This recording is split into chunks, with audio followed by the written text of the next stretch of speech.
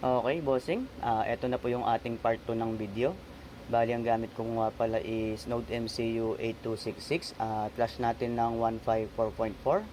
So, wireless po. Connect lang natin sa PC to, bossing.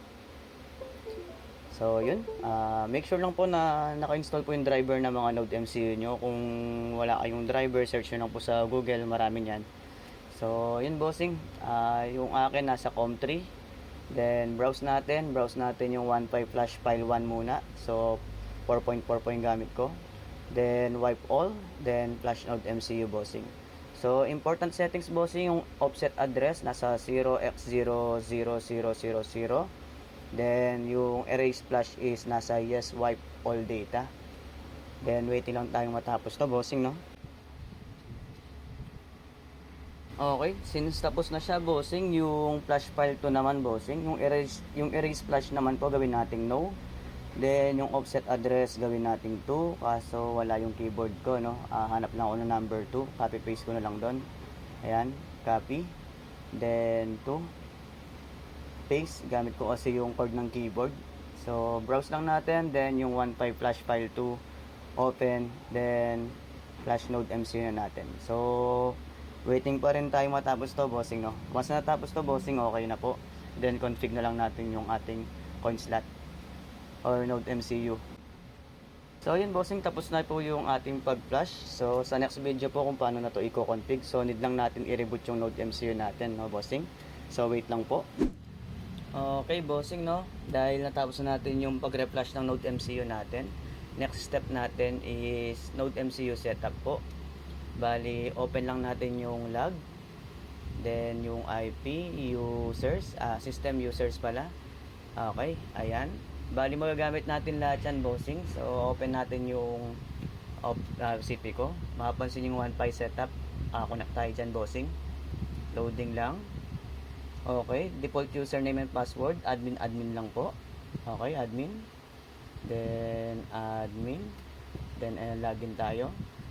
Scroll down lang natin to, bossing. May papakita lang ako sa inyo. So ayun, mapapansin nyo, system clock Thursday, January 1, 1970. Hindi siya nakasync sa real time natin ngayon. So system configuration tayo, bossing. Then vendor name, kayong bahala nung gagawin nyo dyan. Nilagyan ko lang ng 1. And sa AP settings, scan nyo lang po, bossing, yung ginawa nyong 1.5 hotspot. Kung may AP man kayo, yan, scan nyo lang, bossing. And scroll down tayo dito sa mode, DHCP lang po. Then dito sa MikroTik settings, siyempre 10.0.0.1 pa din yan. Then yung MikroTik username, bossing, ito na po yung sinasabi ko sa inyo, which is yung preparing admin user for node MCU na nilagay natin sa users kanina na bendo1. Then yung password na is 123. So yan yung ilalagay natin, bossing, no. Bali bendo1, then password 123, then 123. Okay, sa connection mode naman, bossing, gawin ko lang tong keep alive. Kayong bahala kung gusto niyo dyan. Sa admin panel, kung gusto niyo palitan, bossing, pero mas maganda kung palitan nyo.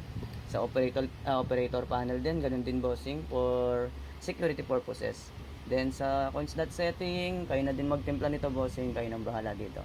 Sa pin settings naman, meron naman umapansin nyo, meron naman pong label yung mga pin ng node MCU. So scroll natin, then save. Okay, after ma-save, bossing, siguro tanggalan na muna natin to. Ayan. So mapapansin nyo, bossing, sa log may pumasok dyan. For sure, ito na yung node MCU natin. Sinusubukan nyo ng kumunik sa ating MikroTik. Then double click na natin yan, bossing. Kunin natin yung MAC address, copy natin, gagamitin natin yan mamaya. Then paste ko lang dito, bossing, no. Okay, so pagka paste naman yan, bossing, yan, na-paste na natin. Pwede na siguro tanggalin itong mga to. Punta tayo ng IP, then sa may server, DHCP server, hanapin nyo lang, bossing, yung MAC address ng node MCU. Double click nyo po pag nakita na, then make static lang po, then okay, then double click ulit, bossing. Gawin na natin siyang static. Yan, lagay nyo, bossing, kung anong gusto nyo. Sa akin lalagay ko is 10.0.0.5. Then gaya po yung sinabi ko kanina, bossing, yung initial script na kinopy-paste natin kanina sa terminal, dito natin siya gagamitin, bossing. Yan, mapapansin nyo, meron siyang 1.5 bendo. Comment natin, bossing, which is 1.5 bendo, then 1. O mali, Bendo 1. Yan. Okay na natin to para hindi maligaw din. Okay. Okay. Next step natin, bossing. Natapos natin Node MCU static. Mag Node MCU binding na tayo. Punta tayo ng IP, then hotspot sa may IP bindings, bossing. Okay, sa plus sign, copy natin yung MAC address ni Node MCU, paste natin dito, then yung static address niya, bossing. And then yung type niya is bypass. So, comment pa din 15 Bendo 1. Then okay, apply okay lang. Yun. Okay, since na bind na natin, bossing, siguro pwede natin i-check yung ating Node MCU kung ma-under na. So, punta na tayo sa cellphone ko, Wi-Fi hotspot. Okay, kung mapansin nyo, bossing, hindi pa nakapalitan yung portal natin kasi hindi pa natin na-upload.